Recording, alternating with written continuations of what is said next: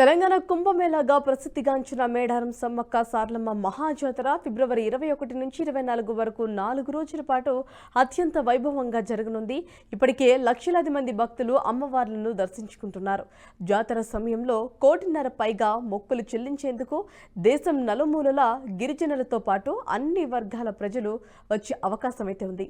ఇప్పటికీ ప్రభుత్వం 75 కోట్ల రూపాయలను జాతరకు ఖర్చు చేసింది. జాతరకు వచ్చే వారికి ఎలాంటి ఇబ్బందులు లేకుండా చూస్తామంటున్న ములుగు జిల్లా కలెక్టర్ త్రిపాఠితో మా ప్రతినిధి Srinivas face to face. వనదేవతల Kumbh Mela కార్యక్రమానికి ఇప్పటికే భక్తులు వస్తున్న నేపథ్యంలో ఇక్కడ అధికారులు అయితే పర్యవేక్షిస్తున్నారు. ఇప్పటికే ఏర్పాట్లు అయితే చేస్తున్నారు. ఈ నేపథ్యంలో ఇక్కడ ములుగు జిల్లా కలెక్టర్ త్రిపాఠి గారు వచ్చారు. పూర్తి వివరాలు ఏర్పాట్లు ఎలా జరుగుతున్నాయి, ఇక్కడ ఎంతమంది భక్తులు వస్తున్నారని చెప్పి తెలుసుకునే ప్రయత్నం చేద్దాం. మేడం చెప్పండి, ఏర్పాట్లు ఎలా జరుగుతున్నాయి? ఇప్పుడు ఆల్రెడీ మనకి రాష్ట్ర ప్రభుత్వం ఏర్పడగానే 75 కోట్లకి శాంక్షన్ ఇవ్వడం జరిగింది. వాటితో పాటు ఇంకా కొంతమంది ప్రైవేట్ సిఎస్ఆర్ పార్ట్నర్స్ కూడా ముందుకు వచ్చి మనకి చిన్న చిన్న లైట్ షోస్ కానివ్వండి, మొబైల్ టాయిలెట్స్ కానివ్వండి, సో దాదాపు 2 కోట్ల వరకు వాటికి కూడా వాళ్ళు ముందుకు వచ్చి మాకు ఈసారి సహకారం ఇస్తున్నారు.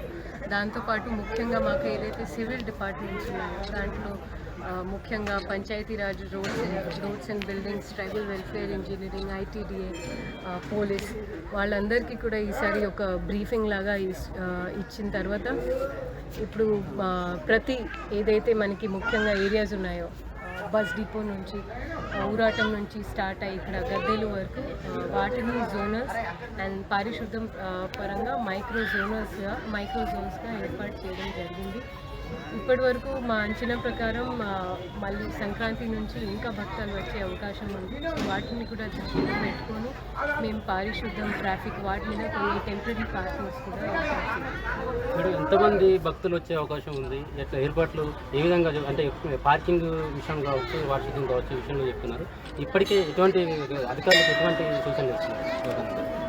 ఇప్పుడు మనం లాస్ట్ జాతరలో నేను కూడా ఉన్నాం కాబట్టి మనకి ముఖ్యంగా ప్రైవేట్ వెహికల్స్ వస్తున్నది పసరా, కల్వపల్లి, ఊరాటం అయింది. పసరా నుండి వచ్చిన వాటికి ఏదైతే రాఘవపట్నం రోడ్డు ఉందో గత జూలైలో పడిన వర్షంలో మొత్తం దెబ్బతింది. సో వాటికి కూడా రాష్ట్ర ప్రభుత్వం కొత్తగా శాంక్షన్ ఇస్తూ ఒక కొత్త అప్రోచ్ రోడ్ పెట్టింది.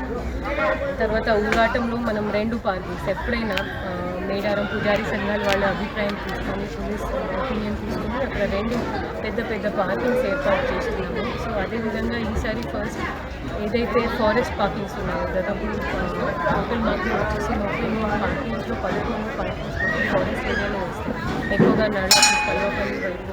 సో వాటికి ఆల్రెడీ పని మొదలైంది. అది కూడా మేము వీలంత వరకు గిరిజనులు ద్వారా దానికి ట్రై చేస్తున్నాం.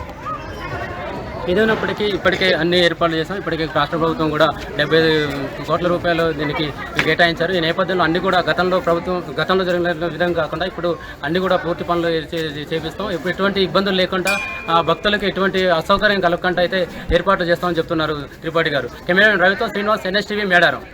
ఈ వీడియో మీకు నచ్చినట్టయితే లైక్ చేయండి, 10 మందికి షేర్ చేయండి. అలాగే కామెంట్ల రూపంలో మీ అభిప్రాయాలను మాతో పంచుకోండి. Nationalist hub group of channels ను సబ్స్క్రైబ్ చేసుకుని తెలుగునాట జాతీయవాద జర్నలిజాన్ని ప్రోత్సహించండి. ఈ వీడియో కింద ఉన్న బెల్ ఐకాన్ పై క్లిక్ చేయడం మర్చిపోవద్దు.